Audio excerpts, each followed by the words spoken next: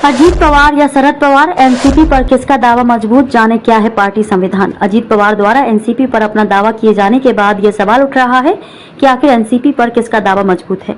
NCP का संविधान क्या कहता है। दरअसल शरद पवार ने पिछले दिनों पार्टी में सांसद प्रफुल्ल पटेल और सुप्रिया सुले को कार्याध्यक्ष तो नियुक्त कर दिया है, लेकिन अब तक पार्टी संविधान में इस पद को लेकर कोई संशोधन नहीं हो पाया है। ऐसे में प्रफुल्ल पटेल द्वारा प्रदेशाध्यक्ष पद से जयंत पाटिल को हटाने का ऐलान और उनकी जगह सांसद सुनील तटकरे को प्रदेशाध्यक्ष नियुक्त किए जाने को लेकर सवाल उठ रहे हैं।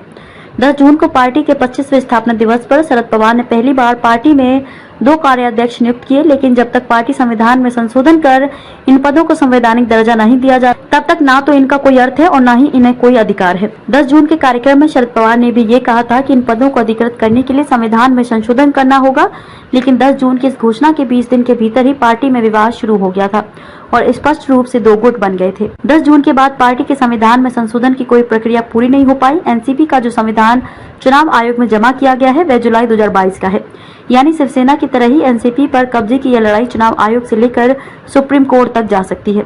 आसान नहीं है एनसीपी में संविधान बदलना। तारिक अनवर किसी समय शरद पवार के करीबी सहयोगी रहे वरिष्ठ नेता और पूर्व सांसद तारिक अनवर, जिनकी एनसीपी का संविधान बनाने में भी काफी महत्वपूर्ण भूमिका रही है। उन्होंने एनबीटी से विशेष बातचीत में कहा कि जब हमने संविधान बनाया था उसमें कार्याध्यक्ष जैसा कोई पद नहीं है, अलबत्ता उपाध्यक्ष पद है। उन्होंने ये भी कहा कि एनसीपी छोड़े मुझे काफी वक्त हो गया है, लेकिन मुझे पार्टी संविधान में बदलाव की कोई सूचना नहीं है। तारिक अनवर ने कहा कि पार्टी के राष्ट्रीय अध्यक्ष शरद पवार ने अपनी बढ़ती उम्र और पार्टी के बढ़ते काम में मदद के लिए 2 लोगों को कार्याध्यक्ष घोषित जरूर कर दिया है, लेकिन उन्हें कोई संवैधानिक अधिकार नहीं दिए, न प्रफुल्ल पटेल को न सुप्रिया सुले को। इसलिए प्रफुल्ल पटेल को प्रदेशाध्यक्ष बदलने का कोई अधिकार नहीं है, यानी आज भी फैसला लेने का अंतिम अधिकार पार्टी के राष्ट्रीय अध्यक्ष शरद पवार के पास है। इस तरह संविधान संशोधन।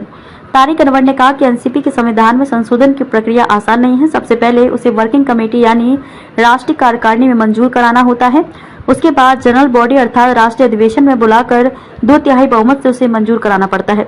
सदस्यों को राष्ट्रीय अधिवेशन बुलाने की सूचना कम से कम 1 महीने पहले देना जरूरी है। अगर कोई संशोधन पार्टी की राष्ट्रीय कार्यकारिणी ने बिना राष्ट्रीय अधिवेशन बुलाए लागू कर भी दिया तो भी उसे बाद में राष्ट्रीय अधिवेशन में मंजूर करना अनिवार्य होता है।